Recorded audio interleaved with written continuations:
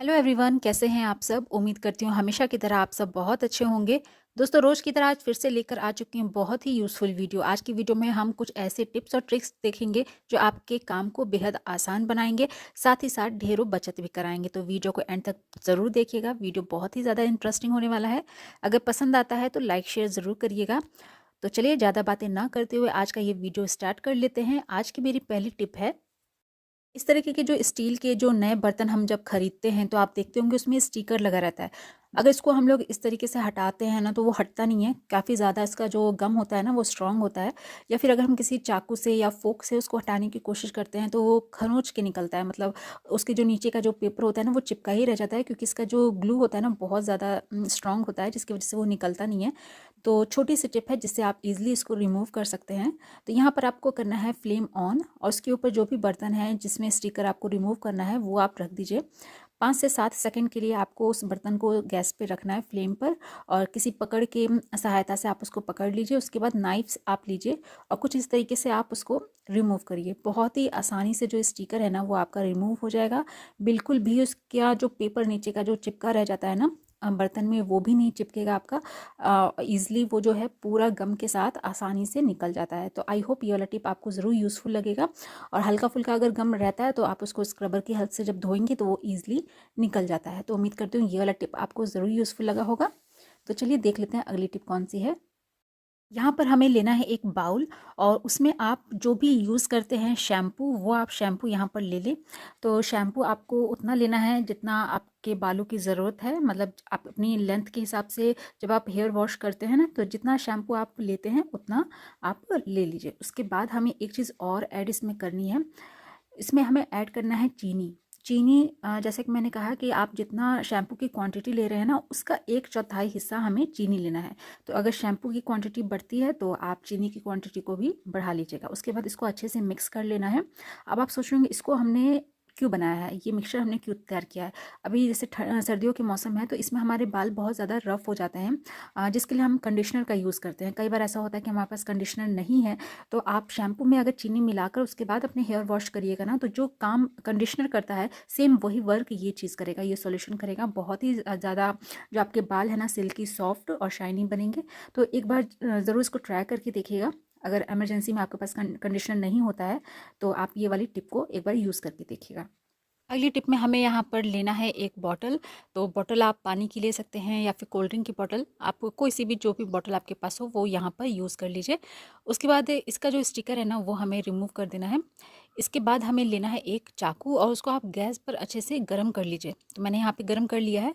उसके बाद यहाँ पर आप देख सकते हैं बीच में रखते हुए चाकू को हमें तिरछा कट करना है। तो जैसे आप देख रहे हैं स्क्रीन पर अपने, बस इस तरीके से कुछ हमें तिरछा कट करते हुए जाना है और उस साइड में इस तरीके से निकाल लेना है। तो ये हमारा जो बॉटल है ना वो ईज़िली कट जाता है। चाकू को गर्म करने से जो ये बॉटल होती है ना ईज़िली वो कट जाती है। तो ये जो ऊपर वाला हिस्सा है ना इसका भी हम यूज़ करेंगे, और ये जो नीचे वाला हिस्सा है इसका भी हम यूज़ करने वाले हैं। तो पहले यहाँ पर आपको नीचे वाले का बता देती हूँ। तो ये हमारा एक ऑर्गेनाइज़र बनेगा। तो जिसके लिए हैंग करने के लिए हम यहाँ पर एक होल कर लेते हैं। तो सेम चाकू से हम इस तरीके से गर्म करके उस पे एक होल बना देंगे, जिससे हम इसको कहीं पर भी ईज़िली हैंग भी कर सकते हैं, या फिर अगर आपको कहीं पर रखना है तो आप उसको रख के भी यूज़ कर सकते हैं। किचन में हमारे पास बहुत सारे ऐसे चम्मच, चाकू, ये सब सामान होते हैं जो हमें रेगुलर बेसिस पे यूज़ होते हैं। तो इनको हम सामने में रख सकते हैं इस बॉटल का ऑर्गेनाइज़र बनाकर। ज़ीरो कॉस्ट पे ये हमारा ऑर्गेनाइज़र बन के तैयार हो जाता है। या फिर आप चाहे तो इसको अपने बर्तन सिंक के पास रख सकते हैं, हैंग कर सकते हैं एक डोरी लगाकर, और नीचे से बॉटम में होल कर दीजिए। तो जिसमें हम अपने स्क्रबर हो गया, जूने हो गया, वो सब अगर रख देते हैं तो उसका जो भी एक्स्ट्रा पानी होता है ना वो निकल जाता है। तो जो ये नीचे बॉटल वाला साइड होता है उसको हम इस तरीके से यूज़ कर सकते हैं। और ये जो बॉटल का ऊपर वाला जो है ना उसको हम लोग एज ए स्कूप यूज़ कर सकते हैं। जैसे कोई भी राशन ट्रांसफ़र करने के लिए चावल हो गया लेना है या फिर आटा हो गया, तो इस तरीके के मार्केट में स्कूप मिलते हैं। तो महंगे भी मिलते हैं थोड़े से, तो हम बिना पैसा खर्च किए हुए ईज़िली घर में भी उसको बना सकते हैं। तो आई होप ये वाला टिप भी आपको ज़रूर यूज़फुल लगा होगा। तो चलिए देख लेते हैं अगला टिप कौन सा है। जब भी हम कुकर में दाल बनाते हैं तो इस तरीके से उसको लगा देते हैं, उस वॉश करके उसमें पानी रख के हल्दी नमक रख के चढ़ा देते हैं। लेकिन आप देखते होंगे कि जब भी हम दाल बनाते हैं ना तो ऊपर सफ़ेद सफ़ेद झाग सा आता है। तो हमें तो वैसे खुले बर्तन में इसको बनाना चाहिए ताकि ये जो झाग है ना हम ईज़िली उसको निकाल सकते हैं। लेकिन अगर आप कुकर में बनाते हैं, क्योंकि ज़्यादातर लोग के यहाँ कुकर में ही जो दाल है वो बनती है, तो थोड़ी देर आप इसको ऐसे ही बॉयल होने दीजिए। तो आप देखिएगा उसके ऊपर जो झाग बनता है ना वो आ जाएगा। उसके बाद हमें इस झाग को निकाल कर तब इसमें हल्दी नमक रख के सीटी लगानी चाहिए। अब आप सोचोगे ये झाग हमें क्यों निकालना चाहिए? इसको है ना हमें नहीं खाना चाहिए, क्योंकि इसे खाने से है ना हमें हाई यूरिक एसिड की समस्या हो जाती है, जिसकी वजह से जोड़ों में दर्द है, सूजन और जैसी परेशानियाँ जो होती है ना हमें वो सामना करना पड़ता है। तो ये अगर झाग हम अगर नहीं खाते हैं ना तो वो सारी प्रॉब्लम्स जो है होती हैं वो दूर भागती हैं। तो साथ ही साथ जब हम कुकर में दाल लगाते हैं ना तो देखते होंगे आप कि उसमें से ना जो पानी फेंकता है ऊपर की तरफ, जिसकी वजह से हमारा पूरा कुकर जो है वो गंदा हो जाता है। तो अगर आपके कुकर में ढक्कन में ये प्रॉब्लम होती है तो आप थोड़ा सा ऑयल लगा दीजिए ढक्कन में पीछे की साइड से। उसके बाद आप उसको सीटी लगाइए, तो देखिएगा जो भी आपका जो दाल निकलता है ना वो वाली यहाँ पे प्रॉब्लम खत्म हो जाएगी। तो आई होप ये वाला टिप भी आपको यूज़फुल लगा होगा। तो बढ़ते हैं नेक्स्ट टिप की तरफ। हम जब भी नहाते हैं तो आप देखते होंगे लास्ट में थोड़ा-थोड़ा इस तरीके से साबुन जो है वो बच जाता है, उनके टुकड़े जिसको कोई यूज़ नहीं करता है और इधर-उधर पड़े ही रह जाते हैं। तो आज इनका बहुत ही अच्छा-सा आपको यूज़ बताने वाली हूँ। आप देख के चौंक जाएँगे कि ये हम इतनी जो मार्केट से खरीदते हैं ना इतनी महँगी चीज़, वो आप घर पे आसानी से ये जो छोटे-छोटे टुकड़े हमारे जो बच जाते हैं साबुन के, उनसे आप बना पाएँगे। तो ये जो छोटे-छोटे टुकड़े जो होते हैं ना साबुन के, आप उनको ले लें और चाकू के हेल्प से इस तरीके से छोटा-छोटा कट कर लें। अगर आपको चाकू से नहीं काटना है तो एक ग्रेटर ले लें, उससे आप घस दीजिए, तो उससे भी बारीक ये हो जाता है। उसके बाद आपको यहाँ पे लेना है बहुत ज़्यादा गर्म पानी। उसके बाद ये जो टुकड़े हमने किए हैं ना या फिर जो ग्रेटर से घिसे हैं वो आप उसमें रख दीजिए। उसके बाद थोड़ा-सा अच्छे से उसको मिला लीजिए, तो ये बहुत ही अच्छा-सा एक पेस्ट टाइप का बन जाएगा।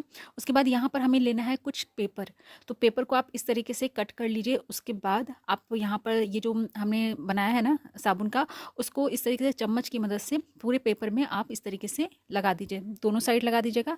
उसके बाद इसको अच्छे से ड्राई होने दीजिए। अब आप सोचेंगे ये हमने क्या बनाया? ये हमने बनाया है पेपर सोप। हम पेपर सोप मार्केट से खरीदते हैं, लेकिन इसको हम लोग घर में ही आसानी से एक छोटी-सी टिप को यूज़ करके बना सकते हैं। अब ये जो पेपर वाला जो सोप है ना बहुत ही अच्छे से झाग भी बनाता है।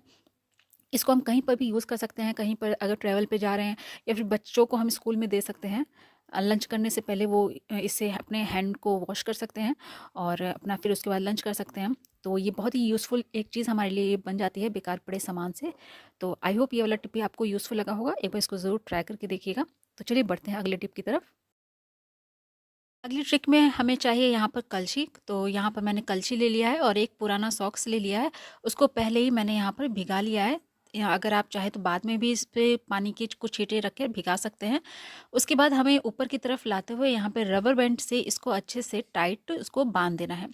तो इसके बाद इसको हम लोग कहाँ पर यूज़ करने वाले हैं क्लीनिंग के लिए, आइए देखते हैं। उन जगहों पर हम यूज़ करेंगे इसका जहाँ पर हमारे हाथ नहीं पहुँचते हैं।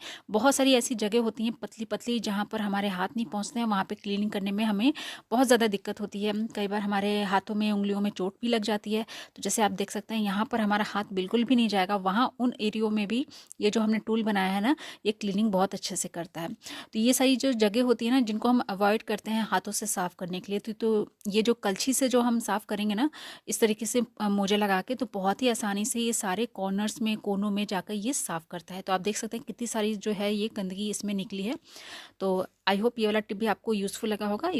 तो दोस्तों यहीं पर अपने आज के वीडियो का एंड करती हूँ। उम्मीद करती हूँ आज के सारे टिप्स और ट्रिक्स आपको ज़रूर पसंद आया होंगे। वीडियो अच्छा लगा है तो वीडियो को एक लाइक करिएगा, ज़्यादा से ज़्यादा शेयर कर दीजिएगा अपने फैमिली और फ्रेंड्स में, ताकि वो भी इन सारे ट्रिक्स को यूज़ कर पाएँ। कल फिर मिलती हूँ एक नए वीडियो के साथ, कुछ नए टिप्स और ट्रिक के साथ। तब तक के लिए अपना ख्याल रखें। Good bye.